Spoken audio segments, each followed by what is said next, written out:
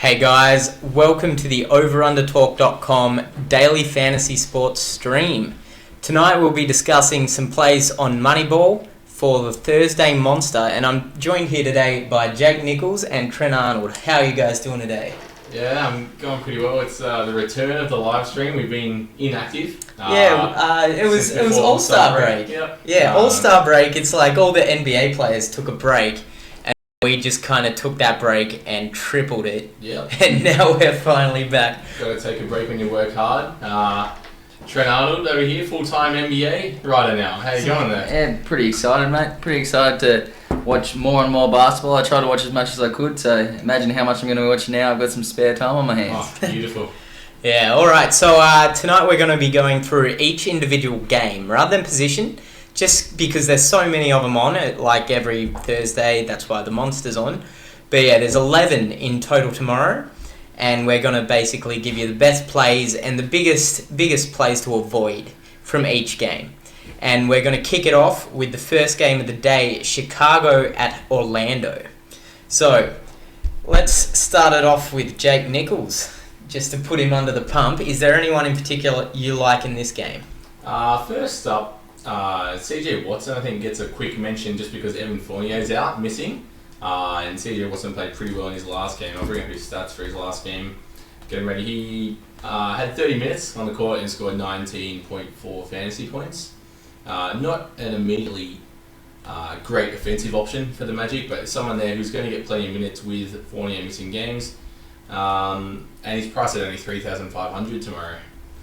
Yeah, he's a good cheapie. I mean, whenever there's someone like that that's going to be getting the minutes, it's always a good play.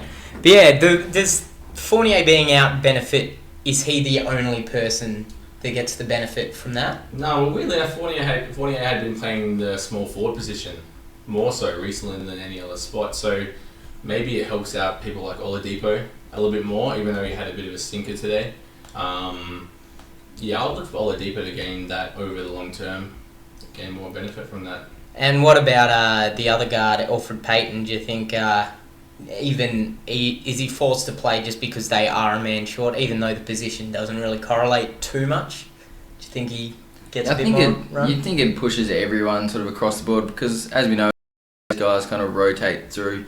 They play like Hazonia and, like we said, Watson, then you got Payton, and then you got Oladipo. And like, who knows who's going to get the minutes, but there's a chance that all of them see a little increase, and we know at least one of them is going to get a massive increase because someone's got to play the minutes. But yeah, so we'd probably look for any of those options would probably be better than usual. But I think Watson's a really good one, and I like Oladipo myself. Yeah, and it is a good matchup for point guards against Chicago. They don't defend them too well, and we didn't go over this at the start, which we will do for the rest of the games. The total points over under for this game is at 210, so it's not high, not low, just kind of where you would like it to be. But more than that, it's going to be a close game. So the starters are going to get their minutes, and I think that's where Payton and Oladipo kind of benefit from Fournier being out, because it's not like they're probably going to be looking at the high end of 30 minutes if there's like a 30 of Fournier's minutes to go around now. Yeah, well, Fournier's getting close to 40 minutes. Yeah. So it says that there's plenty of minutes to go around there. Quickly, a touch on Aaron Gordon, who pumped out only 20 points today. Had a bit of a down game, only 19 minutes. Do we trust him tomorrow against the Chicago Bulls? Well, that's actually brings up a good point there, because Taj Gibson left the game the other day against the Heat with a hamstring injury, so that opens up power forward. That probably brings Bobby Portis into play, who's been playing really well lately. And I think also for Gordon it actually looks good because Portis is only young, and there have been some knocks that he doesn't quite understand defense. We know Taj Gibson's a great defender, so that makes things easier for Aaron Gordon. And Pau Gasol and Bobby Portis, but while they get their rebounds, there is a bit of a knock that they're not great. Not great at boxing out. So I think we could see a few put-back dunks from Gordon tomorrow. So I think he's a really good option there, and I think Bobby Portis, who he probably will be playing on, is another good option as well. Yeah, as we look here, Chicago Bulls over the last 5 giving up the 5th most points to the power forward position as well. So the numbers are in Gordon's favour, at least recently. But yeah, as far as that game goes, I think it's a matchup where it's good for fantasy, but I just can't really put my finger on the right play. Yeah, If you can guess it, you're going to probably take out the Thursday monster. Yeah, I mean, there's going to be some big scores here. What about Nikola Vucevic? He's been in some good form, but I'm not too sure what he did today. Did he have a good one? I'll have a quick look for you. Yeah, So, because he's finally gone up to like that kind of shade under an elite play. I think he's at 9K now. 9K, yeah. Whereas if you're playing 9K for someone you really want that 40-point game. Yeah, I'm not a huge fan of Vucevic at that price because for him he's not a great shot blocker or anything, so he really needs to have a 25 and 10 game to return his value. That said, I don't consider him a great shot blocker by any means, but he's been getting a few lately. Like I've been seeing him in the stat sheet, and I'm like, geez, what's happening here? Every now and again he's been getting a couple, but on fantasy terms, hasn't scored over 34.7 in his last 4 games. And it's not really what you want at 9K. But on first glance, I did have a look at this game earlier and I kind of liked him. Especially as a sneaky play. And I guess there's not many great center options to pick from. If you want to spend that little bit of extra cash, you can go for Vucevic. Yeah, there is a center in a later game that I'm going to be considering myself. So if other people are thinking along the same lines as me, then Vucevic will end up being a very good contrarian play just because people might kind of try to conserve their cash at the centre position. But so anyone else in that game we like? See, I just really like Bobby Portis, but it's mainly from I like him for a tournament because I think we've got a few safer centre options, but you look at his last 2 games and that 34.2 and then he's had a 26.4 in the last one, and with Taj Gibson out, I just think that with a guy who could return 30 to 35, which is probably his ceiling, that's really good from a $4,200 salary player. So also a very sneaky play. Yeah, I think that he kind of was in season a little bit early. People were really liking him, and then had a bit of a down slump. And you see, recently he had like a 9.4 and went through a little stage there. He had a 2.4 and a 4.4 in a row. So he does have bad games, which is why he's probably not the safest double-up play. But for a tournament player, I think he's a really good one. Yeah, I do agree with that because if you play him and he puts out a big one for you, you're going to be very tough to beat. All right, one more play that we should either say yay or nay for. Derrick Rose. We've given him a bit of endorsement on our streams in recent times, but he's not been too great recently. He didn't have a good one today, and his price is finally creeping up just a little bit. He's at 6.8 now. Do we like him against the Magic tomorrow? So I watched a bit of the Bulls game today and I saw that Derrick Rose was really attacking the rim. He had this renewed focus, I guess, of getting to the rim and really trying to get his shots there rather than pulling up for mid-range shots or whatever. So with this new game plan, I thought it would suit him well and he'd score more fantasy-wise, but he scored 20.5 points instead. So big letdown. Didn't translate well to fantasy, but he looked good on the court and was getting to the rim really well. If that can translate to the next game against the Magic tomorrow, could score pretty well, but I'm probably not going to touch him because his price has increased to 6,800, where it's a little bit more risky. I think he's kind of now in the price range where it's like high mid-range, and that's where you've kind of got to have like your real straight-up dark horse plays that you expect to get at least almost five times value from. And I don't know if I want to trust him for that tomorrow. Not against the Magic. Yeah, before missing his 3 games before today's, he had scored really well. Just today was a bit of a letdown. So once again, a sneaky play tomorrow. Could be a little bit popular actually as well because he's the name value. Derrick Rose, people like playing him.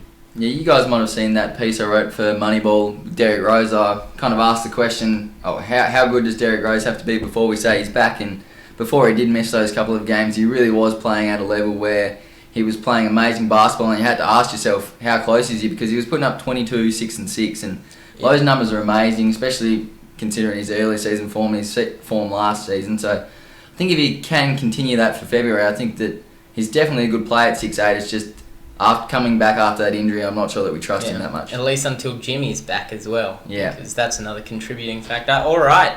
Well, let's move on to the next game. It is Charlotte at Philadelphia.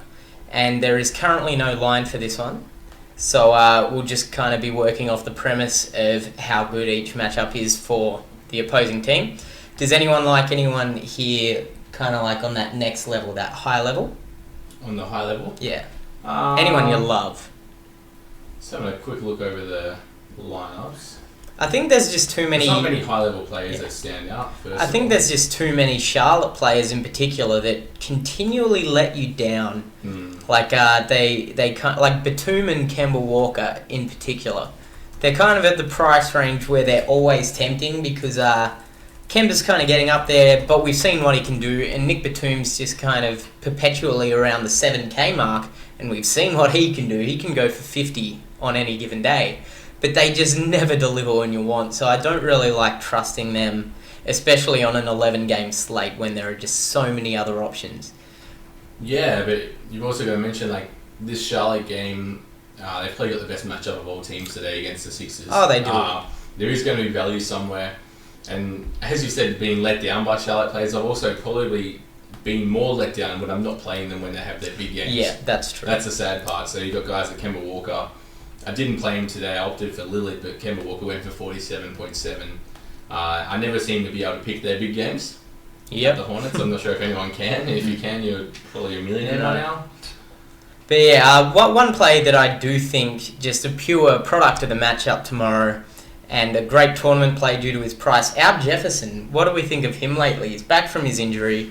Spencer Hawes is still a few games away, so Al Jefferson, even coming off the bench, is going to get all the minutes he can handle. Cody Zeller's still been starting.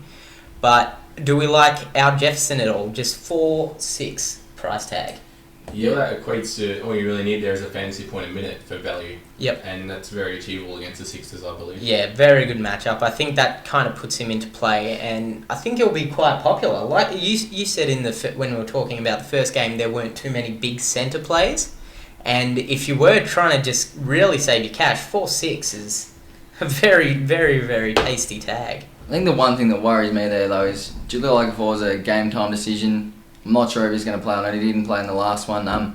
They're a lot better defensively with Noel at centre. So if he's playing centre and say you've got Grant at power forward, they're a lot better front court there defensively. And I mean, if Jahlil was playing, I'd probably definitely lock Jefferson in there because that'd be a much better matchup. But against Noel, I'm not sure I like it as much. That's the one thing that would scare me off. But at his price tag, you don't need much, like you guys said. Yeah, you are right there. Noel is a great defender, and offense is Al Jefferson's game. Yeah. So when he's getting his points, he's going to be getting them through buckets, not blocks, which I think could be hindered by Noel defending him. But I don't think it's enough of a hindrance for his price tag. Just once again, like you said, a fantasy point a minute. You're laughing. So yeah, I think even regardless of Okafor's status, he's kind of in play tomorrow. But you raise a good point about the defense. So moving on from Al Jeff, who we do kind of like, is there anyone on the other side of the ball we like? Like, do we like Nerlens Noel if Okafor is out? To be honest, I think I do. He's been really good without him. I think we spoke about it another time just recently. We brought up his numbers without Okafor in the lineup, and he put up some 40s, and he's priced at 7K, and he hasn't put up great numbers recently, and he didn't play that great without Okafor the other day, but I think we probably find that stretch where he's putting up the late 30s and the low 40s, and if he can have a stretch like that again with Okafor out, I mean, that's going to return great value from 7K. Yeah, over his last 5, he's averaging just 23.88. Yeah, and that's a little dissuading to me at a 7K price tag. I mean, that's barely more than 3 times value. Yeah, I think he would have dropped a little bit more with that run of form, but and if he had, I think he'd certainly be in consideration. It's a kind of neutral matchup against the Hornets for the centre position or power forward, whichever one you want to call him for tomorrow's game. But yeah, I just don't think he's done enough recently, which isn't a great thing to go on, but I don't think he's been doing enough. But if Okafor's out, that's certainly a big factor, I think.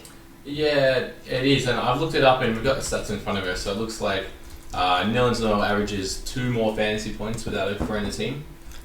Nothing crazy. That's surprising. But the actually. fact there is a step up is something though. So I think definitely. Yeah, it certainly puts him in consideration. On a basketball note, have teams sort of had their time to work out the Sixers and the way they're playing with the Ishmith and Noel pick and roll? That was where they were scoring all of their points, and that's why Noel was moving up in price. It looks like he's slowing down a little bit. I haven't been able to watch a Sixers game lately, but we say that like we make it sound like that's a bad thing. Yeah. Well, I was trying to clear out the time, but I just couldn't. That's the issue. I moved everything I could to watch that Sixers game, but no, I think I don't know. I don't really think there's that much to figure out about this year's Sixers. It's like, Still don't want to lose. how are they going to suck tomorrow? Like, that's kind of the biggest thing to work out. Who's worse, the Sixers or the Suns? Right now, the Suns. Yeah. The Suns, you look at their active roster, and they are just disgusting. Their best player is probably Tyson Chandler, and he's not going to put up barely 15 points a game. So, they're dreadful. But we're going off topic there. No, I like it. Talk about how bad the Suns are. Yep. How deplorable they are. Alright, so a few plays there. One more I'd like to cover just because he was kind of an in vogue play in fantasy at the start of the season when he finally started to find some form. Then he died off a little bit, and now he's been more of like a boutique play. Robert Covington. He's just kind of sturdy these days rather than the guy who was getting 7 steals a game early in the season. Yeah. Do we like him at all tomorrow against Charlotte? Not particularly. Not particularly. Nah. It's an average matchup. And pretty good wing defenders on Charlotte there. You've got Courtney Lee and Batum now. That's some pretty solid wing defence there. It's just his price tag that really kind of tempts me. 4.9. I mean, if you're not paying up for the elites there, you might struggle to find the mid-ranges. I mean, there's one that will be in a lot of lineups that we'll cover a bit later on. But other than that, the mid-ranges aren't really all too great. Like, you're looking at Alpha Aminu and the likes of him. So, yeah, I don't mind Robert Covington as, like, a situational play if your salary kind of is dictating who you're going to be picking, like, as your 8th or 9th player. But, yeah, I think might be a good avoid if you have the salary. You spoke about the potential for steals too. That's a pretty big one considering they're worth the most points in fantasy. I mean, a guy like him who did go through that massive stretch where he got 21 in 3 games, I mean, if he gets 5, he probably only needs 5 rebounds and 10 points then, and with 5 steals, that's a pretty solid return for his price there. Yep. Yeah. Alright then, let's move on to the next game, shall we? We are looking now at Portland visiting Boston. Now, the over-under for this one is fairly high. I wouldn't have put it at this myself. 218. I don't really fancy these two teams as like huge offensive output like kind of teams. But yeah, 218. They both play quick though, but they're both also really good defensively. The Celtics defend the point guard position well. Yeah, they do. Very well. well. Points come from. So. Yeah. And the line for this one is 5-point favourites Boston, which means kind of close enough for fantasy purposes. But yeah, so you mentioned it. Boston defend the point guard position well. Damian Lillard, do we rule him out tomorrow? Boston's actually number 1 in the league at the point guard position, so that's they have 36.3 fantasy points per game, and that's a pretty low score for Damian Lillard there. That's tiny. Especially when you flip it because point guard is one of the highest scoring ones. Generally. So yeah, I think Damian Lillard might be very, very kind of lowly owned tomorrow. Yeah, and not just that, but his price is getting to a point where it's really difficult to play him. I played him today just because I thought he'd go off, but 42 points, you can't complain normally, but when his price is up around 9.9, you really get a point game. And that's, for a long time there, he was playing in a way that kind of made you think, yeah, he's one of the elite fantasy point guards right now, but his price never really showed that, and it finally is starting to, and that's what's kind of taking him out of consideration for me. You can't really count on one of the Celtics opposing point guards to kind of give you value at 9.9. I think that's one of the matchups, if you're going to play him, it's going to be mid-pricer. Yep. Just because you're counting on pure value and you're not going to get it from Damian Lillard tomorrow.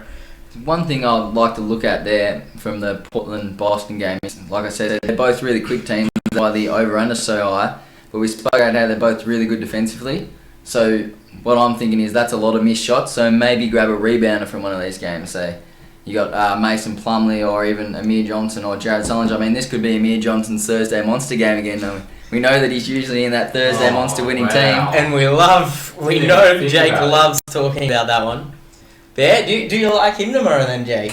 You're a big believer. You're a big believer in narrative, though, and the narrative is there. For some reason, if you haven't heard us talk about it before, Amir Johnson goes absolutely bananas on Thursdays. We can't work out why. I don't think there's a real reason, right? No, just for some reason. He must know that the Monster's on.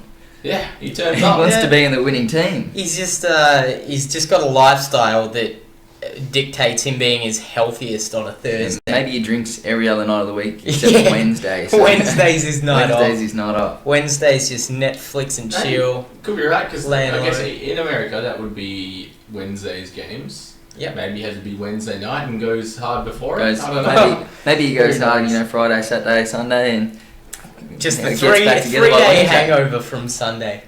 But yeah. I'm tempted to make a team tomorrow with him in it, just in case. Just make a team based around Amir He's Johnson. that cheap where you could probably get away with it. And last game he scored 25.3 anyway and returned pretty damn good value. Yeah, 6 times that's value. So I really think I'm just going to say I think someone's going to have a big rebounding total in this game tomorrow, and I think it's probably going to be him. So Oh. I like that one. this is the first time we've recommended him. Yeah, like we've discussed how good he is on Thursdays, but we've never recommended him. Are we going to do it right now? For the record, are we going to recommend I think Amir Johnson as a We player? spoke about some tournament options, and I think he's your best one for the Thursday he's monster. your best Thursday option. He's the best Thursday Oh. monster option. So, wow. All right. We're all about him. Something we haven't been doing yet. We're going to chuck him in. Oh, he's in the team. Yeah, This well, I is mean, scary. you I don't guys. think we can't put him in our team. I don't think so, because our team's a double up team. We've said in the past. So Well, we haven't put anyone in yet, so. Yeah, we'll put him in for now. If I was looking at a double up power forward from the Celtics, I'd be looking at Salinger. yeah, Mir's actually listed as a power forward, but he's actually a centre on Moneyball, Yeah, and yeah. I don't know if Salinger's he's the other way around, isn't he? Salinger's he's a PF, power whereas forward. he's Yep. listed at centre. So So you like Salinger tomorrow? Yeah, I averaging around 30 points a game. Price at 6.6, not too bad. As you said, pace will be high.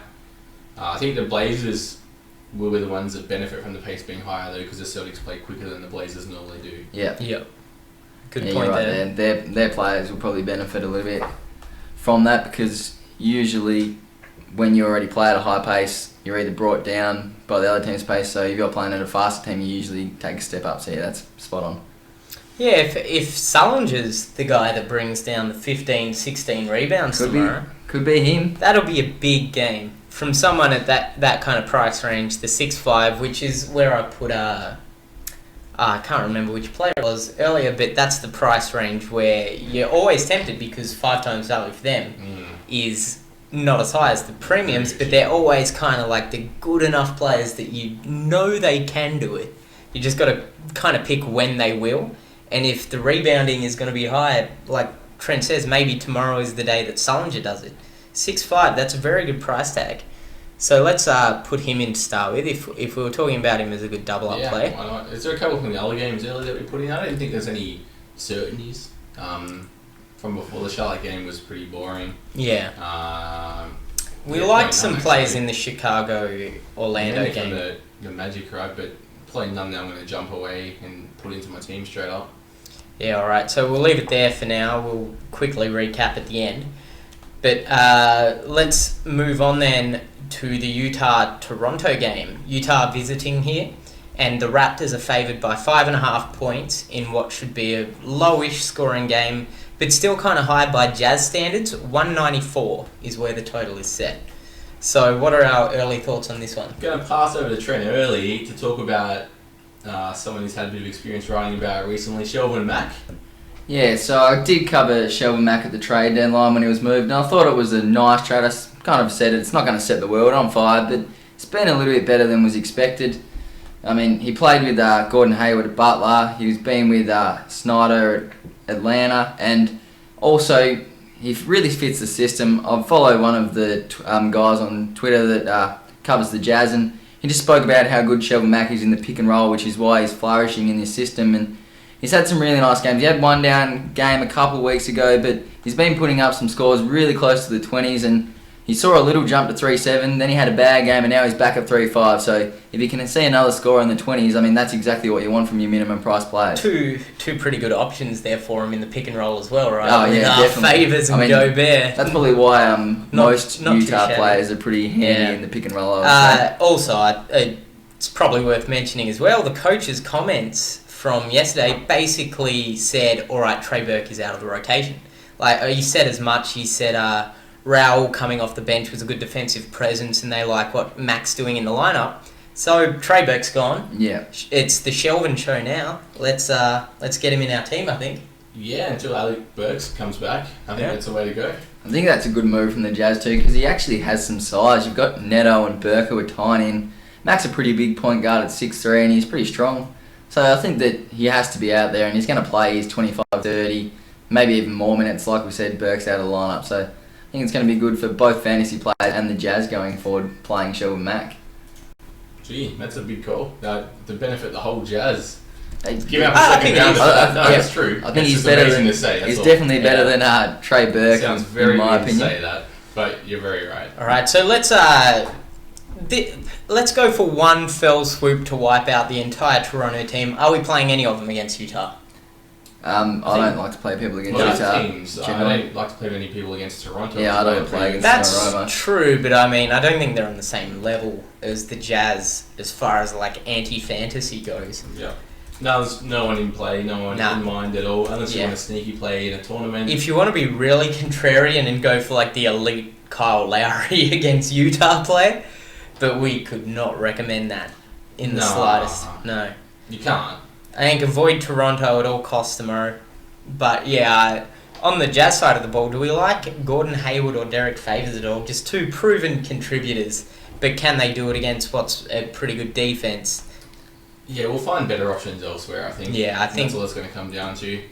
Yeah, I think they're kind of like low to mid plays tomorrow. I don't mind Derek Favors. I mean, his price has jumped up, but if you're going to play anyone against them, I would play the guy that's on Louis Scola, even though the matchup does seem difficult. They haven't been bad against power forwards at all, but I think we saw Carl Towns take advantage of Scola the other week, and I think that Favors could do the same, but I'm not going to recommend him. And you say his price has jumped up though, but it's still too low, right? Yeah. 7.4 for Derek Still Favors is too low. I think he's an 8 to like 8.3 player. Yeah. Especially seeing as obviously 37 over his last 5 and 39 in the last one, so he's performing just a little bit above his price there, I would say, definitely. Yeah, if he was in a nice matchup, he would probably be one of our players of the day. Yeah. Today. Yeah.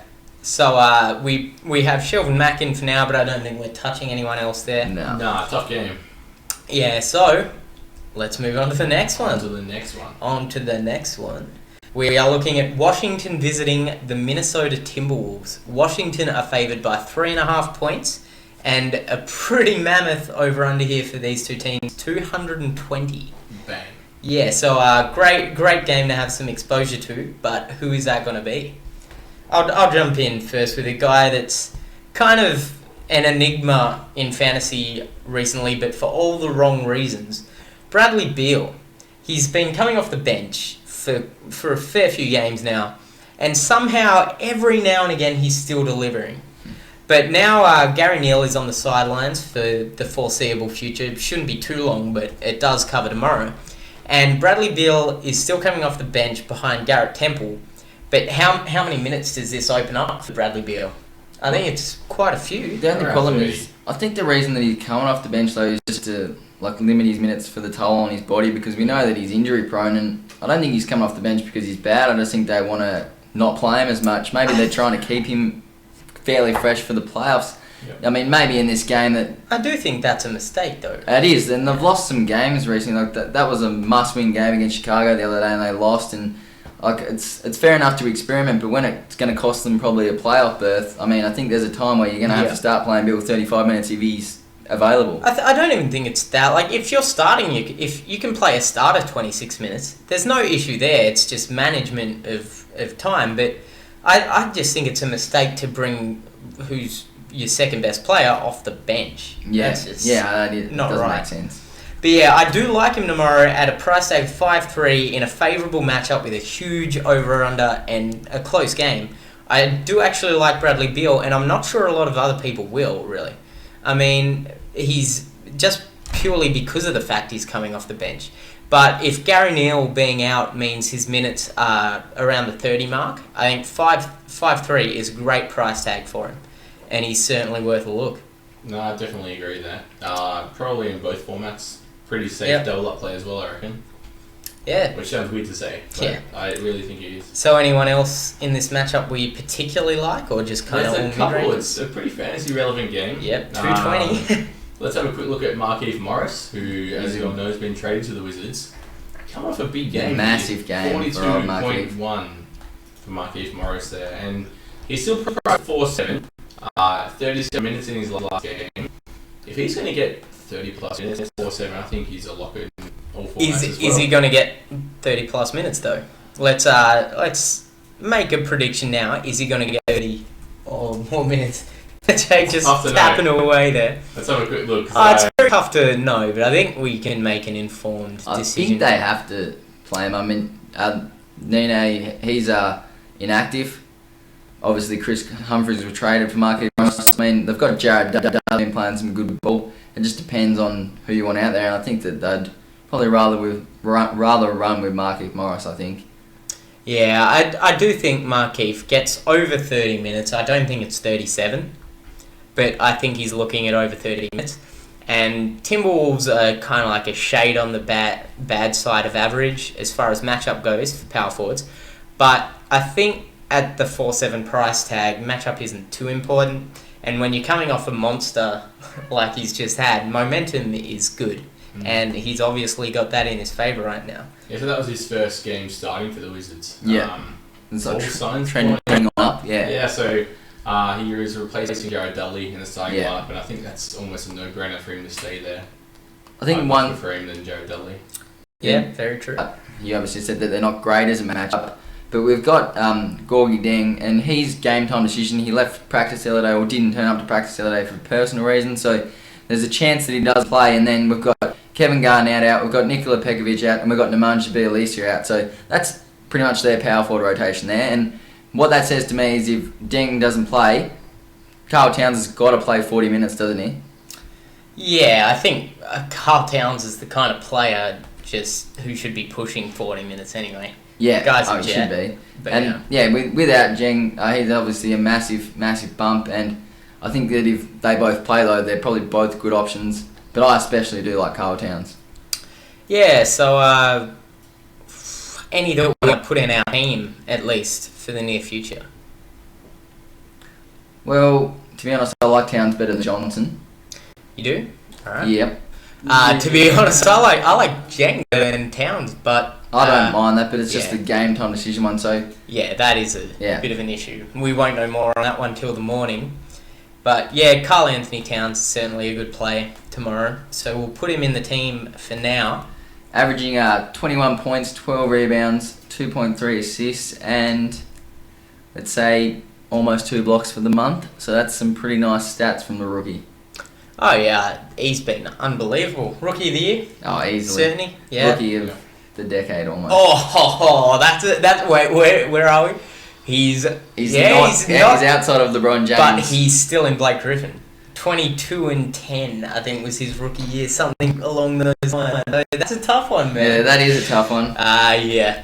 All right, so let's move on to the next game. We will recap all of these at the end of the stream, just like quick once over. But yeah, moving on to the next matchup, we are looking at the New Orleans Pelicans visiting the Houston Rockets. We don't have a line or an over-under for this one yet, but we will go based on matchup. Is there anyone here? Let's start with Trent and his man crush, James Harden. Is he worth a look against the Pelicans? Oh, certainly worth a look. I mean, he's been insane after the All-Star break.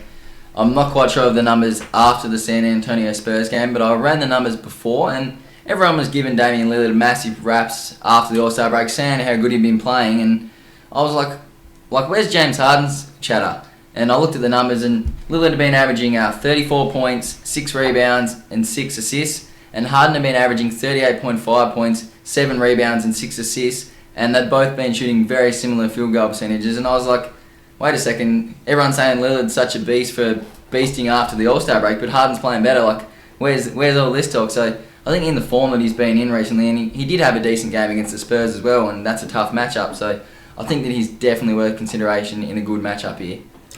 Yeah, it's over his last 10 games, an average of 50.35 fantasy points.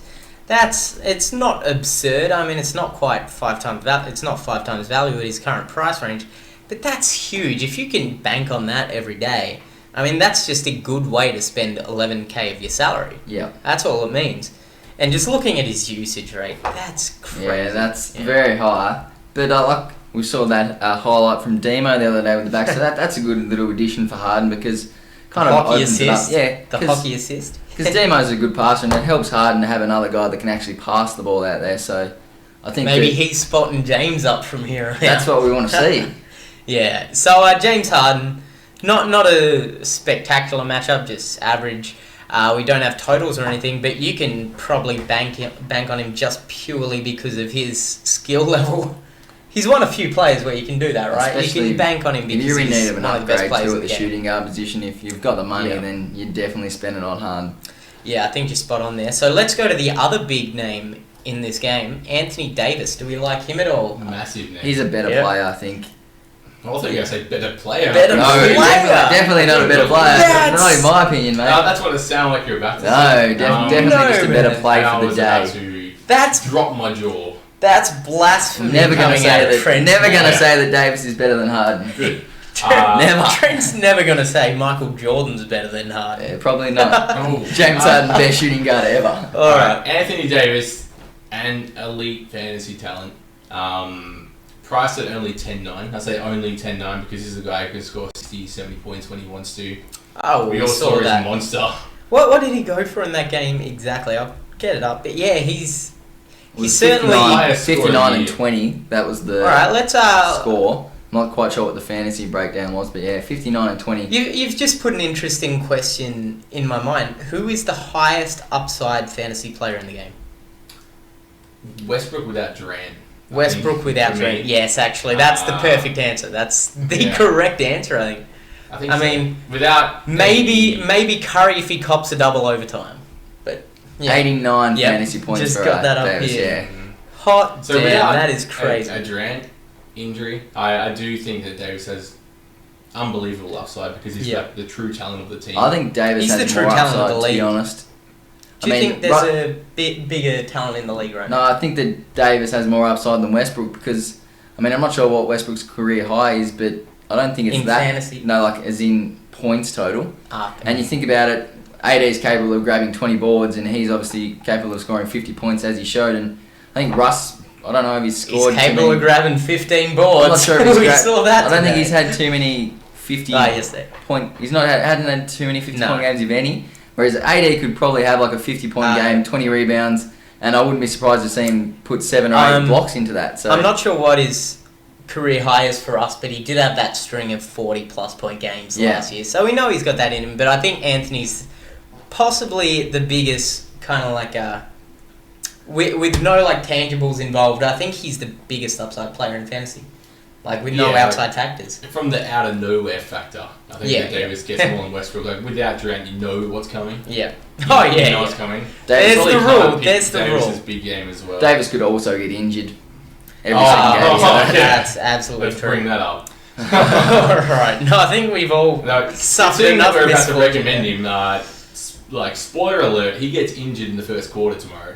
Yeah. Spoiler alert. I think In a sports I game. played him probably five times in the first 20 games of the season. I think he went out injured in 3 of them. It was ridiculous. Like that hit rate is Yeah, crazy. it's not good. Alright then. So is there anyone else in this game that we like or don't like? Dwight Howard has been in some kind of form recently.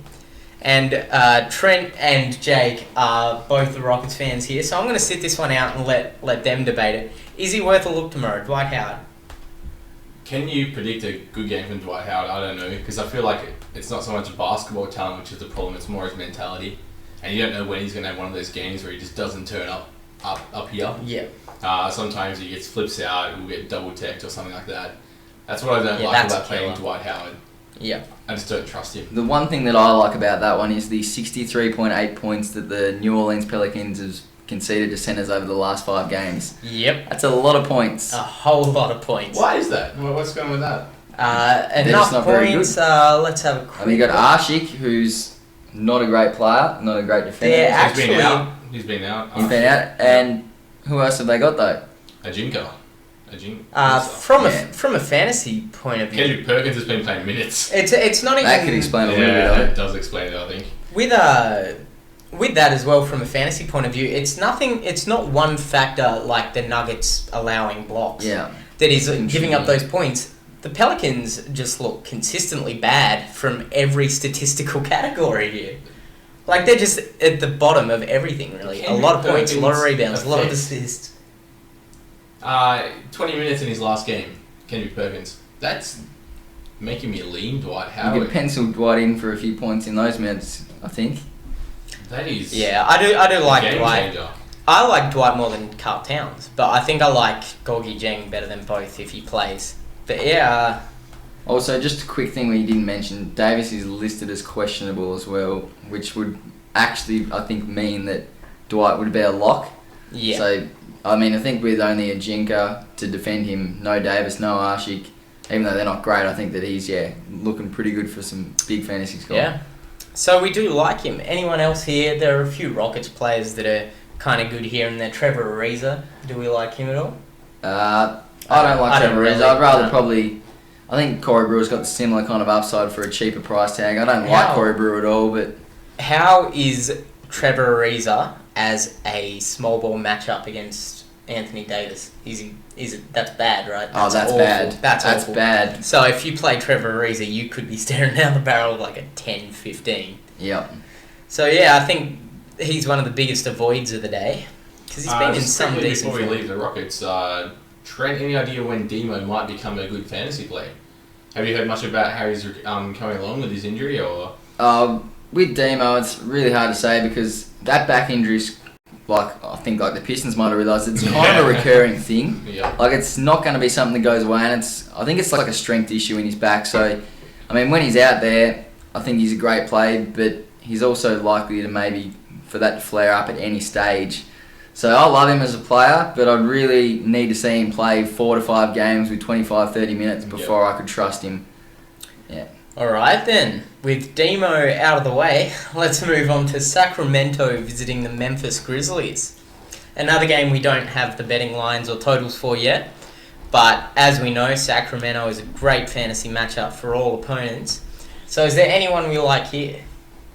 Well, Rondo's listed as questionable or probable, for the game. I don't like him, but if he does go out, which doesn't seem likely, I always like to play Collison. I love Collison as a player, and without Rondo, I would always look to try and put him into my team. Without that, Rudy Gay is also questionable. If both of those guys are out, obviously Big Cousins is more valuable than he is, and he's usually always pretty valuable. Cousins is probably the one that's probably pretty safe there against Randolph and Anderson. I think that he'd be pretty confident that he'd at least return a 45, and he's got a pretty big salary, which so it's not a huge return, but anywhere from 45 to 55 for Cousin, he's probably his safest option for that game. A fun little fact on Rudy Gay, not sure who saw it or whatever, but recently, ESPN were talking about the stat how LeBron is 5 of 48 or something in game-winning situations. Yeah. Leader, since they've been able to track that, Rudy Gay. And it's not a small sample size. It was 38 shots he's taken in these situations to win or tie with 5 seconds left. He's hit 17 of those 38. 44%. That's good. That's a good How stat. absurd is that? We need to tweet that out when we see something like that. It's very interesting. That's incredible, that stat. I mean, I think it's just because he's used to taking bad shots. So, yeah, that's true. I mean, he usually just rises up and shoots over people. Yeah. All right. So, just another fun little fact. This game is interesting solely because we have the quickest pace team in the league against the slowest pace team in the league. Grizzlies Who versus... wins it out? Yeah, so who dictates? So the Kings are the quicker team, obviously. You meet in the middle, right? That's how I always look at it. So I look for the Grizzlies to get a small bump against the Kings who play a lot quicker, but at the same time, I'm not going to really touch on the Kings I think it's logical to say you meet in the middle, but why is the pace slow for Grizzlies? Is it because they play slow offensively, or do they keep other teams to taking very few shots? Because if that's the case, I think they win out against Sacramento if they're just that good defensively. True. Never looked into it that far, but it's a very I know interesting they point. grind out their offensive plays. They don't play at a quick pace. They're not really a fast break team or anything. Because if they're slowing down the other team's offense, then that's certainly a contributing factor to who wins in the pace. Slowing down the offense definitely benefits DeMarcus Cousins and Rudy Gay over any of the Sacramento Kings players, because what do the Kings do if it's a slow possession? They don't get a fast break bucket. They throw it in a boogie in the post. If it gets down to 8 seconds on the shot clock. They're putting it in Boogie's hands. Yeah. Yeah. So, yeah, that's another good point. So, they're kind of interesting plays. I think they're going to be contrarian plays. I mean, you're not banking on a big score from them, but you know it can come. And they'll have relatively low ownership, I think. I think they're a team players that people will pay up for. So, what about one that has been a big fantasy player recently for his price tag, Matt Barnes? Yeah, his numbers. What's going on there?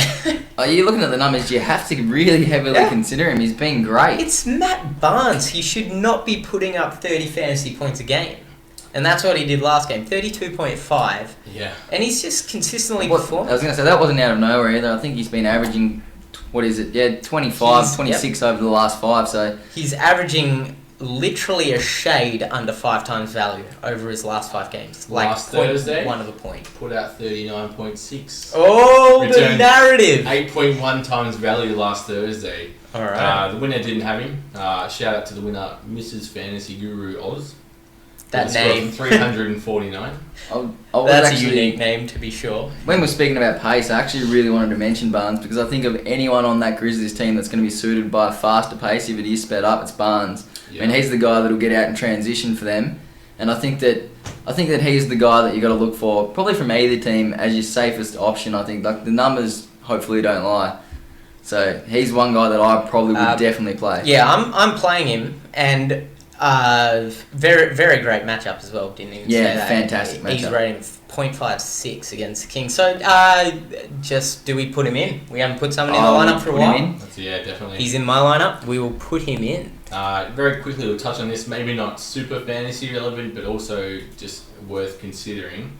With Brandon Wright going down injured last game, it opens up a bit more minutes for Jermichael Green, who at times has been a sneaky good fantasy player this year. He's min-priced at the power forward spot if you're looking to save some cash, and it's not a bad matchup. Alright, well, what about the other Grizzlies power forward, Zach Randolph? Do we fancy him at all? He's been pretty solid while Marcus All's been out. I like him. I think he's more of a double-up play than tournament. Definitely. But I don't know if I like him enough, even in double-up. But he's kind of someone who's got to be... Now, if we got that spot, if we're not running with the Davis, I think we can put... Sully versus Randolph, that seems like a pretty good head-to-head. And a pretty Sully. Tough one. You take Sully. I take Randolph. I think we're gonna oust Jared Sullinger here in favour of Zach Randolph, and we'll throw in Anthony Davis for the time being. Yeah, I think he probably sticks around, Anthony Davis. So let's just keep him in mind, and we'll move on to the next matchup for now because we're running out of time. Running behind schedule. Oh man, didn't even think of that. All right, so next up is the Indiana Pacers visiting the Milwaukee Bucks. Now this one is kind of like a nothing game as far as total points goes. 202.5. Pacers are favoured by 2, so at least the fact it's going to be close is kind of working in fantasy's favour. But yeah, the total is nothing special. And do we like anyone from either of these teams? That's a great way to phrase it. Do we like anyone? Well, the thing is, Milwaukee's a pretty good fantasy matchup. So it's kind of like, do we like playing purely on matchup and avoiding like how the game should play out? Well, I spoke to you guys before about how I wrote that piece about guys who I expected to have a breakout, post All-Star breakout, and I had it was meant to, I wrote it sort of last night, and I didn't go out today, but I had D'Angelo Russell in it, and today he had 39 points, hit 8 3-pointers, which is the youngest person to ever hit 8 3-pointers, so that's a pretty big thing for him. And there's actually a guy in this game who was another guy on my list, and that's Jabari Parker. Because I expect him to have a bit of a breakout after the All-Star break. Monstrous today. I mean, he's been putting up some fantastic scores lately, which is why I obviously expect him to break out. Yes, but I think he might have already broken out, to be honest, because you look at this, 36.2, 46.6, 33.8, 32.2, and that's all in a row. And then last game, 47.3. Well, that's the thing for me. I don't love using the word breakout when you're talking about like someone who went in the top 5 of their draft. And this guy, he supplanted Andrew Wiggins as the number 1 pick for a long time there before the draft. And then when draft day came, Wiggins went, obviously. But I don't like calling it a breakout. I just call it living up to his potential. comes back to the way that people were thinking, and I'll put my hand up and say I was starting to question whether or not he was that good. I wasn't That's kind of what questioning I spoke whether about. or not he was that good. I was starting to question one of the things that in our AFL fantasy league, Jake is kind of the doctor because he reads a lot into injuries. And I was starting to think he was going down that road. Jabari Parker just, obviously, the season-ending one last year, and he took a long time to kind of get back into form and even get back on the court this year. So I just thought he'd succumb to injuries for a long time, but he's finally getting back. Yeah, so there was that injury. Oh, there was the chatter before the injury, like, oh, Jabari Parker, Andrew Wiggins, which one's actually better? Like, and then all of a sudden, Jabari went down. Everyone was like, Wiggins is definitely better. Like, Jabari's not that great. Before Parker went down, he was outperforming Wiggins. Yeah, he I don't was. think there's any two ways about it. And then, yeah, obviously, Wiggins took that little jump after the break, and everyone's like, oh, yeah, Wiggins such a great player, and Jabari come back, started slow, and that kind of completely died off. Yeah. No one was expecting anything from Jabari, and then all of a sudden, bang, bang, bang, he's actually doing what he can do. So I think Wiggins is still above him, but now I think it's just a case of can Parker get to where Wiggins has got to? Because Wiggins has stepped it up so much. He's one of the, I'm not going to say elite shooting guard, small forwards. Let's just say wing players. I'm not going to say elite, but I think he's getting there, and I don't think it's going to be too long until he arrives. I'm personally a much bigger fan of Jabari. Really? I don't particularly love Wiggins' game. It's probably just because he I don't plays with think- Carl Towns and I doesn't think pass to him. defensively it's not really close. I think No, it's Wiggins not. has him Wiggins is better. smoked on the defensive end. But yeah, Jabari certainly has the offensive firepower. Yeah. And we have gone so far off the fantasy road here. No, I really think we need to start recording these as podcasts as well, because there's a lot of There's a good lot of NBA info information. going about. Yeah, there is. For the guys at home watching this just for Moneyball tips, I'm sorry. Yeah. All right. So we'll keep powering on. So I mentioned Milwaukee are a good matchup for fantasy. Do we like Paul George, the big gun for the Pacers? He's been kind of one of the more up and down players in fantasy this season. I mean, you trust him one week and he goes ham. You trust him the next and he puts up a potato game. So it's like, do we trust him tomorrow? Good matchup. Like, to put it bluntly, he pisses me off. George. Yeah. At the start of the season, we're all comparing him to Kawhi Leonard, who was better and all that kind of stuff, and then they seemingly have both dropped off. But Paul George just disappeared for a moment there out of fantasy contention. At the start of the season, I think Paul George was beating him. And then when Paul George disappeared off the face of the earth, Kawhi well and truly took over. But yeah, I think Paul George is still there. It's whether the team starts playing the way that they were at the start of the season, kind of using him more and all that, and whether or not he can just kind of get his groove back.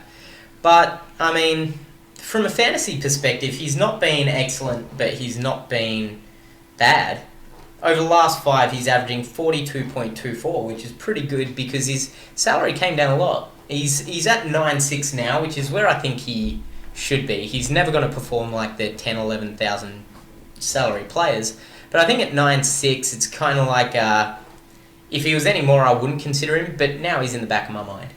Solely when you look at player and salary, let's quickly compare him to someone like Lillard, who's priced at 9.9, and look at position. If I'm going to pay up for someone around that price, I'm going to want it at the small forward spot because there's less options there. Yep. So for that reason alone, Paul George can be a really good selection because there's great point guards nearly every slate.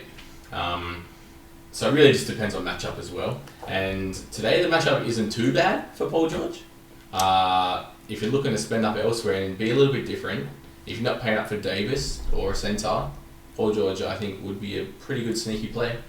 Yeah, I agree with that. I think that's exactly the situation. Sneaky play. Yeah, I've said it before, and Sneaky it's the same plays for will me. win games. Same thing for me all the time with Paul George. I think he's always a tournament play. Like, any situation, because he's 9.6 and he can always go for 50 because it's not really even matchups that really suffer for Paul George. It's just if he's feeling his shot that night or he just has good nights sometimes. So for me, I don't like to trust him in double-ups, but I'd always play him in a tournament no matter the situation because I think that he can always return 5 times value.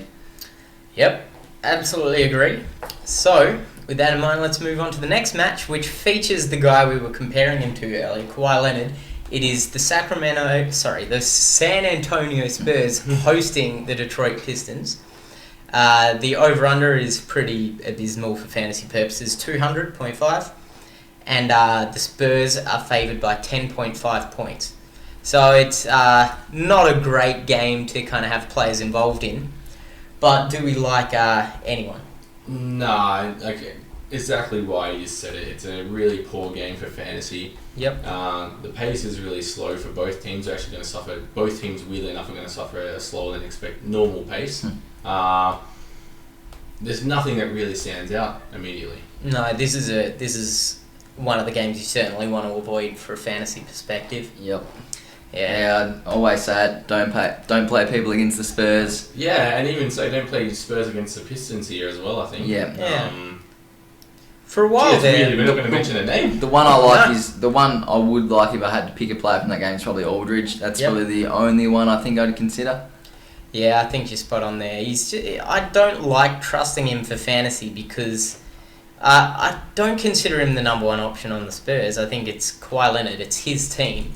But Aldridge just performs. He keeps performing and he's coming off a good game, 47.7. But it's just not the kind of player that I like to trust in fantasy.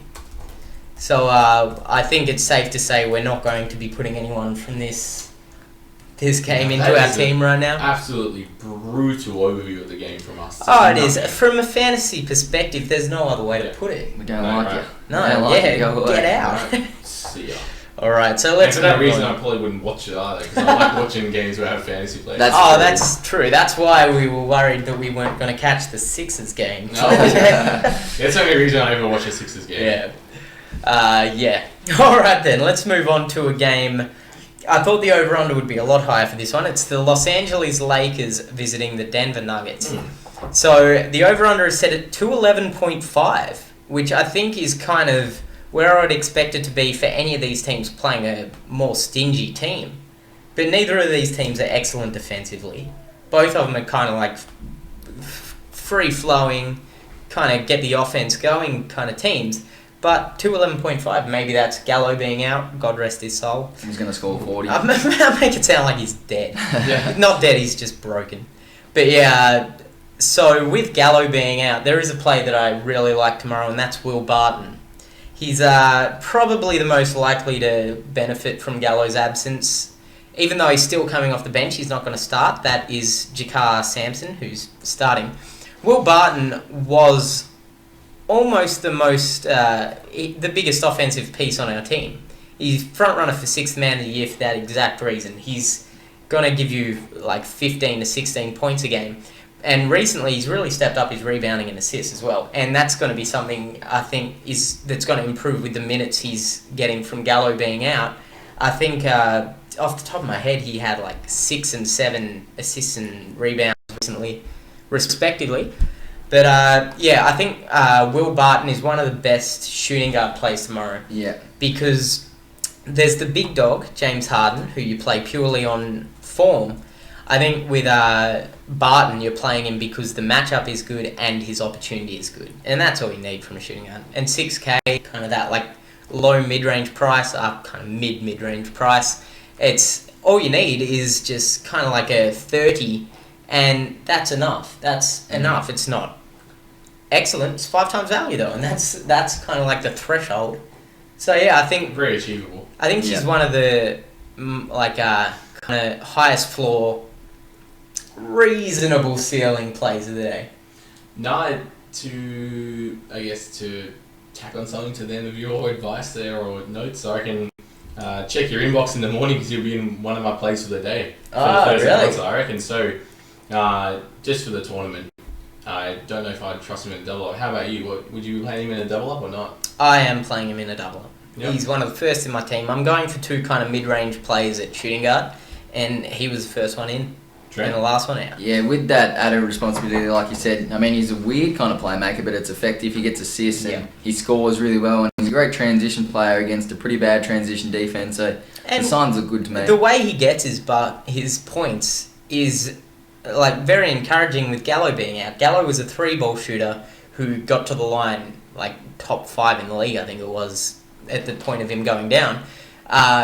Will Barton generally is just known for his cutting and getting to the rim, but he can put up a 3-ball, and he's shooting really well at the foul line this year somehow. So if he's going to be taking some of those fouls that Gallo was taking, That's a good sign as well. Like I think it was something like 75% he was shooting from the line last year, and it's up to 85 or something. Yeah. That's a huge jump. You don't see that too often. Definite MIP candidate there. Yeah, is he still in contention after his slump? Because he has had a slump, I believe. I don't think he's in contention for MIP just because CJ McCollum exists. But Yep. I think he's Sixth Man of the Year without question. Interestingly, I'm going to leave a debate at the end for you two about MIP and an article I read today. I'm going to save that till the end so we can cover the fantasy first. I think I know what this is And about. if people though. want to stick around, they can listen to a bit of a heated debate between Damien and Trent, Alright. I expect to be. All right, let's go then. Later, but Later. So any other plays in just this quickly, game? let's look at this because this is a big fantasy game. Coming from the Spurs game where it was an absolute nothing game. Stinker. I love playing people against the Lakers. And the Nuggets, though, right? Yeah, but more so the Lakers. I abuse that matchup as much as I can. We mentioned earlier by ourselves before the stream, so Kenneth Freed, who Trent seemed to enjoy that one, can grab a couple rebounds. Yeah, and Julius Randle's not a great defender in his young career, so I do like Fareed, and he exploits people that look to get their own rebounds. Kenneth Freed just tends to out-rebound them, and I think he's going to exploit that matchup. Yeah. So yeah, definitely. Weirdly enough, I think he's one that doesn't kind of get a benefit from the Gallo absence because Gallo was playing some power forward, but the Nuggets are just so stacked in the front court that Laverne's going to be soaking up some minutes. Jokic will get some more, and Nurkic will get some more. Yeah, Jokic is very nice. The Lakers. Do we like him? We like him as a fantasy player. He's definitely too skilled for Hibbert. Like he can take Hibbert out, say to the 3-point line, shoot the three. He can also take him off the dribble, and I mean Hibbert's not going to have any idea when Jokic throws out one of his no-look passes over the shoulder. So I think that he's going to exploit that one.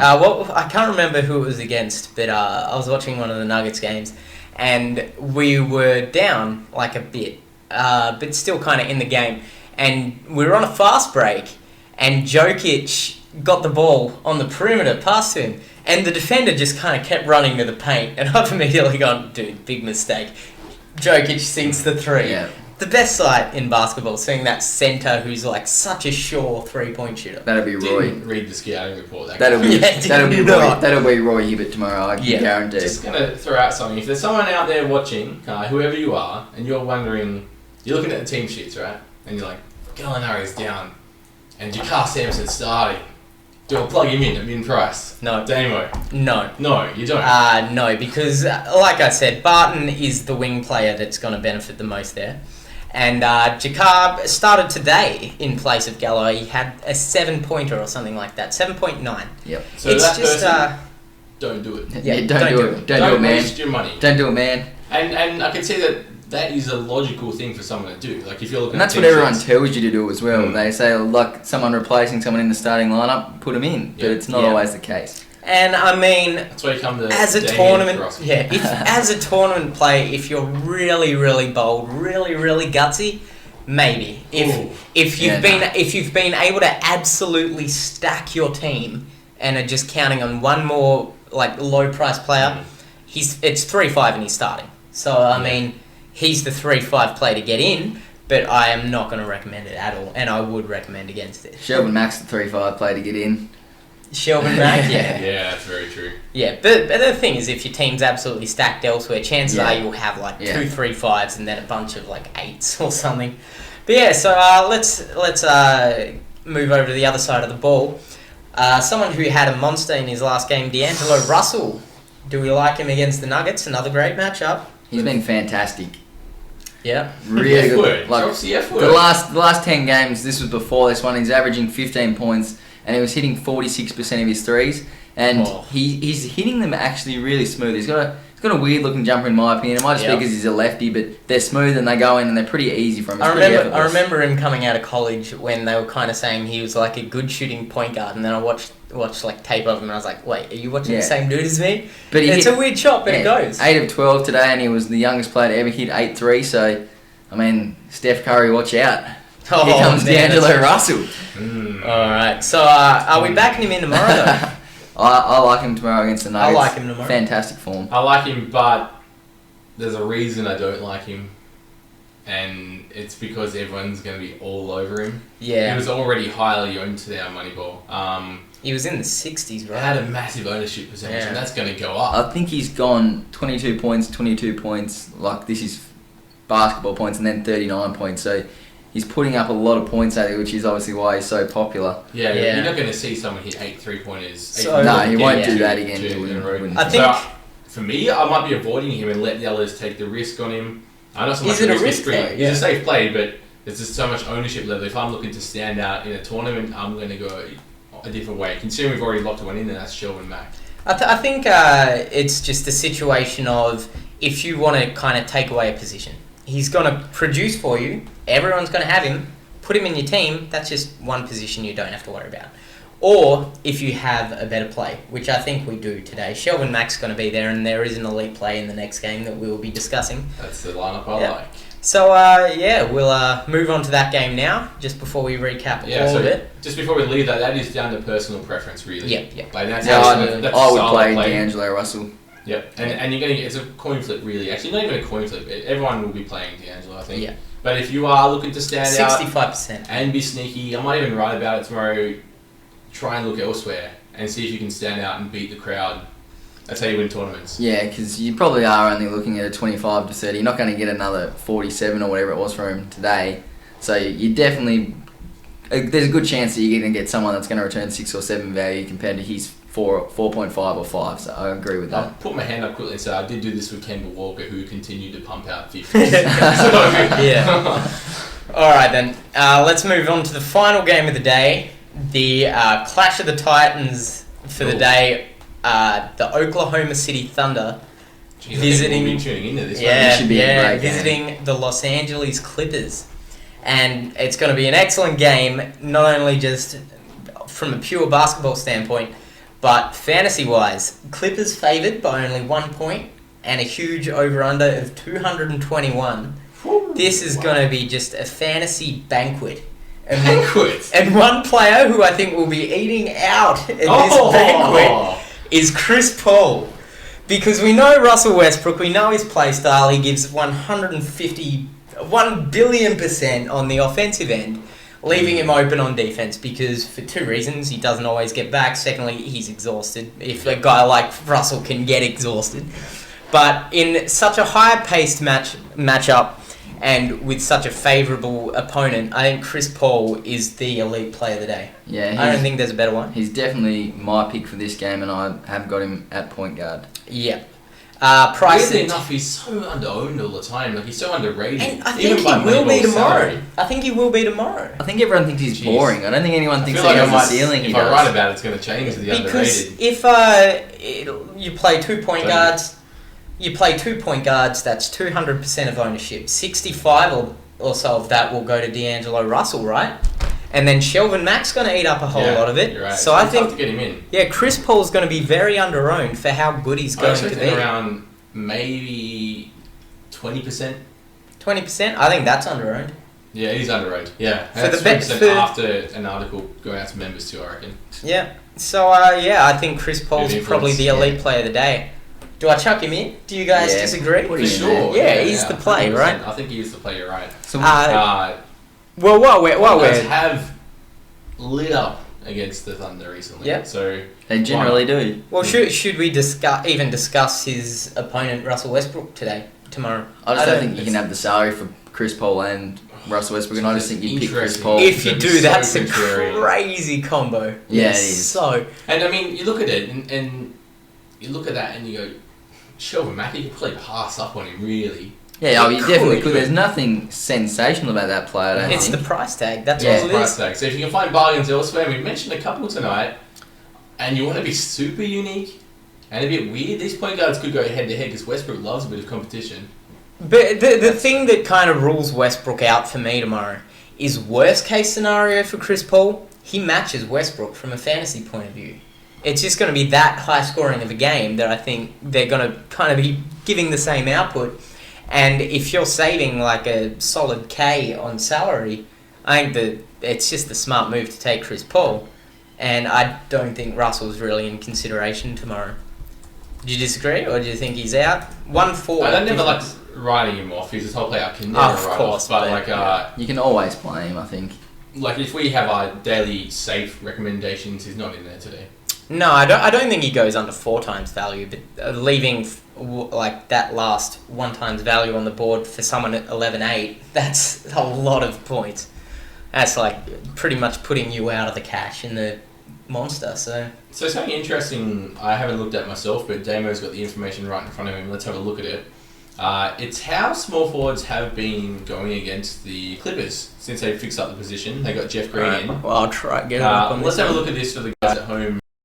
So you want to know Kevin Durant's prospects, essentially? Essentially, yeah, and if the Clippers are fixed just overall as well, because that was their primary concern as a team. Yeah. Well, I mean, they've stepped up their defense considerably.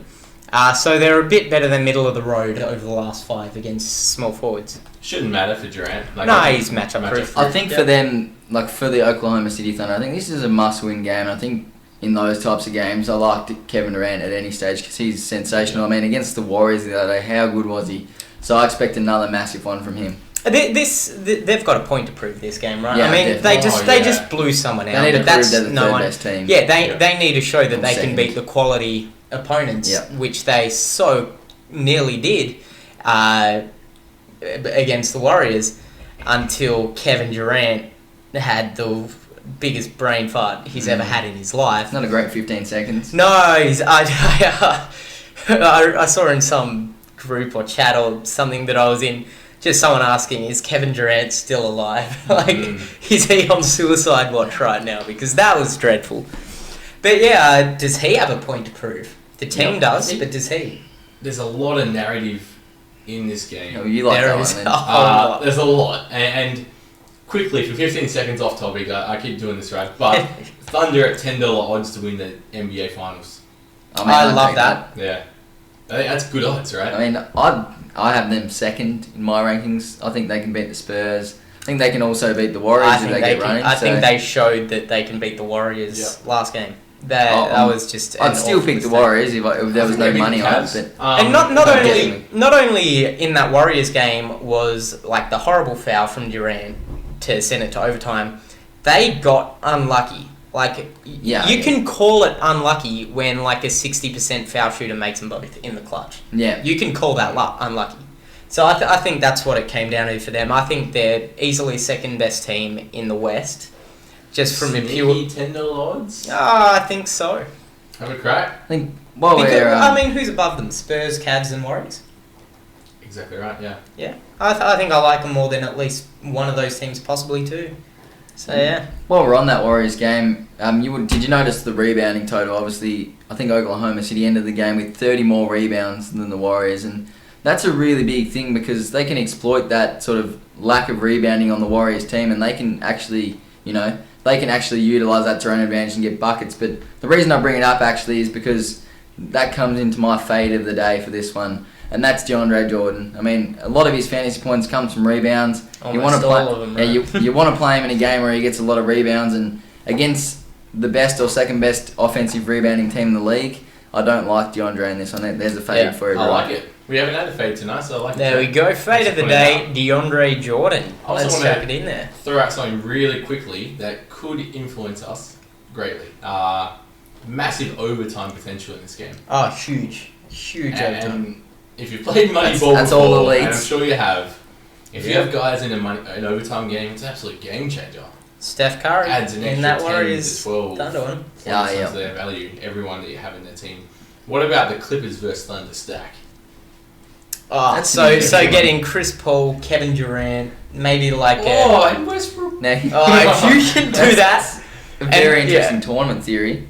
Because Yeah. if you're looking at sort of game goes into overtime, you've got every single elite player in that It's game. game over, That's right? huge. In Yeah. big games like this, where does the ball go to elite players? Yeah, exactly. exactly. That's don't tempt me. All Even right. though I did The it stack. So now that we've covered all the games, let's go over our team so far. We can see at the moment we are missing 2 shooting guards and a small forward. Now let's start with the shooting guard plays we've discussed. Will Barton, do we like him enough to put him in? Yeah. I do. Yep. And all right. I think we need In a he sheep goes. roster too. We look at our salary there. Gary Harris, you mentioned him? Bradley Beal I mentioned, and I do like him. He's in my team. Do we want to put him in? Just kind of work around that. Yeah. Yep. On Gary Harris, you just mentioned him. I cannot ever trust him in fantasy. I have when the situation and the matchup has been good.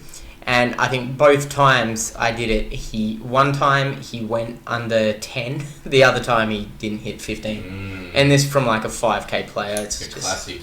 Not good enough. So obviously we spent too much. We could probably fit Trent Arnold in there at 2,600. I don't know if I'd be worth it. I don't know if Overpriced. I think that one thing, just me looking at it, I'd like to do is probably get rid of Zach Randolph. I think there's a few cheaper options. What about Marquise Morris? That was the one that I liked the most. Like but there's also Kenneth Reed and Julius Randle, who they only a $300 dip, but they're also options there. Yeah, so with that one... Oh, Shabazz Muhammad coming off a 29-point game fits in, but we didn't even talk about I that. don't like trusting players No, like that, of course not. The hot hand isn't the thing. He's probably the best one at that price range, so we might have to find cash. I just said then the hot hand isn't a thing. Also, one of my favourite movies, don't know if you called it... favourite parts in the movie The Big Short, when they're like, hot hand is not a thing. That's when basketball players are being idiots and think they're better than they are. Yeah, that's like the best part in that movie. Another one that I think top movie, actually. Yeah. I actually think that Karl Anthony Towns could do with a downgrade there. I think you're spot on. That's such I didn't want to praise it. I thought I was going to get bashed. Yeah, it's such a big... we're lacking in so much salary right now that I think one of the elite players had to come down, and I don't think it's Davis. Plenty of cheap centre options, I think. Yeah. So a few of them that we discussed, there was Gorgie Deng, but he's a game time decision. Could go in for now, he could. Nikola Jokic. That's one I like. He's an interesting one. He's a great tournament player. Let's do it. let's put him in for now. He's such a good tournament player though because he gets his assists. Look at the Gordon Haywards, aren't we? Yeah, this is always the tough one for the small forward position. This isn't anything. I actually I don't like too many small forwards in there. In that range, like the Haywards and the Batums, I actually don't like playing those guys too often, to be honest. Like, because they're good enough. They're good enough to sort of get that nice, like 8k salary, but then I'm also not always loving the consistency there. No, you're right. They are up and down a lot. It's tough. Yeah, Hayward I like, but the matchup is kind of just bad. Not bad, it's just not great. I mean, small forwards, there's not a huge differential between like the worst teams and the best teams. The second worst team and the best team. The worst team is by far the worst team, the Philadelphia 76ers. But I don't mind Gordon Hayward. I mean, he just you're right. always does enough. I just had this weird temptation to try and find a way to get Durant to I was going to say, I think we have to pay up for Durant. But alright, so we down. But if Durant comes in... Alright, well, there's one thing that has to happen if Durant comes in, and that's Davis goes down.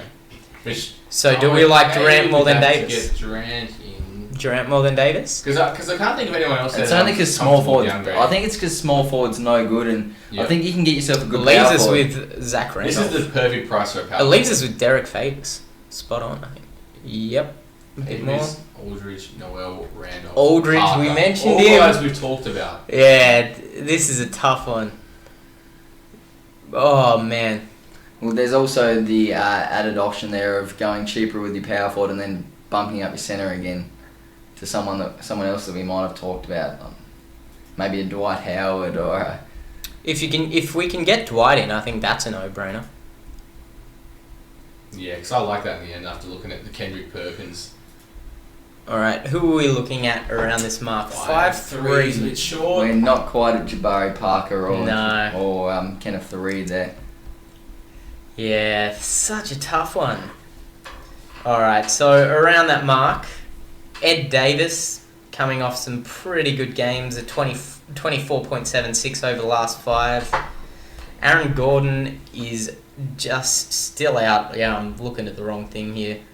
Yeah, it's so tough. There's no one around that price range. How can we go back to Jiang? Jiang? Yep. Alright, go with Jiang. How much was Jokic? 6'5". 6'2". One of those two, isn't it? Really, I think. 6'2" for Nikola Jokic. Fiddle around. is the worst part of Yeah, this. so we'll put in Jang for now.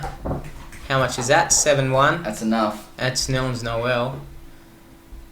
You know what's sad? It's making me realise that the D'Angelo Russell instead of Chris Paul idea actually is a lot better to build a team around for tomorrow. Is that with Davis back in, or? That would put Davis back in and make it a lot easier at other positions, but I like having Chris Paul there. Does it fit? Where is he? I think so. Is that 5'6", or? He's a bit more than that. Cannot see him. He's at 5'6". There he is on the bottom of that last page. Was he? Yeah. Yep. Alright. Makes it 1,000 upgrade. The obvious upgrades here would be Beal, maybe. I think Beal's too Tough to good at upgrade 5'3". Matt Barnes at 5'1". No. Not many. Kevin Durant, you can't upgrade. Markieff Morris, you can go up to a 5'7", but it's not That was enough. short. We just found out. James Yeah. is hard to go up as well. Maybe it's not as easy as it looked, first of all. No, it's not. So there we go. Back to Chris Paul quickly. Davis back down quickly. And we try and find some middle of the range options. Alright, so the small forwards. Did What we have we got left oh, now? man. Sorry. We have 7-4 for a small forward, or we can switch around down here. It's such a tough one. I mean, who's your favourite power forward option? Just first, like you've got, say, Fareed or Randall. Two guys that I like. The first lineup I Spoke made. about Salinger as well, and Aldridge. So Yeah, the first lineup I made had Aldridge and Davis. But that's because I didn't get in Markieff. Because I actually backed Jakar Sampson just to figure out where I could get salary around. But yeah. It's such a tough one at this point. Markieff, the upside is too good, I think. So he's a tournament play. But is he worth the head-to-head? Well, yeah, I think he is actually. Yeah, He's so worth the head-to-head. small forward that you can look at there is Wiggins, someone we didn't mention and hasn't been playing all that well. So And Washington is a good matchup I for feel like the the small small forward forwards. play it's a great guys matchup there. For just a Wings. little bit below them, Batum and Crowder, who have both been in form. I do prefer Batum. But they're playing Philadelphia, Really, who they should blow out, and they blew out a team today. Batum sat the whole fourth quarter and a lot of the third. oh, this is disgusting for us. Yeah. Do we go Wiggins?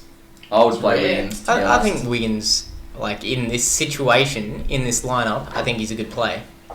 And I all of a sudden really like this lineup. It's exactly the same as the lineup I originally made, except I had Jakar Sampson and LaMarcus Aldridge instead of Wiggins and Markieff yeah. Morris. But I Much like prefer Wiggins this. and Markieff Morris for Much sure. prefer this. Jakar Sampson has an incredible upside of about 8. I think it's more can he get to 15. Yeah. If Yeah. you can, you're good. But I like this one a lot more. I like this lineup. Alright, let's wrap that up. I'm just going to quickly throw out this. Alright, what's idea this- for a You don't what's have this to debate it, debate? because I don't know if Trent can even debate this, sadly, but I think I know what it is. I can debate it. I'm interested to hear what you're going to say, but someone wrote about whether Steph Curry should be considered for most improved player. So I think it was No. it was a Tom Haberstroh big number. I think it was like one of those videos that I saw. I've seen it, and the point he made was so Steph Curry's points per game increase is it was 6.9, but just quickly I think I'll look at his stats from the increase, and I think it's actually gone up with his massive scoring outbursts lately. I think it's actually closer to 7 or 8, and they're saying that that's the highest MVP increase ever. Usually MVP is usually only increase. The average is 0.9 points after winning an MVP. The next best I think was 4.3 points by Larry Bird, who jumped from 24 to 28.7, and Curry, if we quickly look it up now, has increased from 23.8 to 30.7, so it's actually 6.9. So it's actually right on the money, 6.9.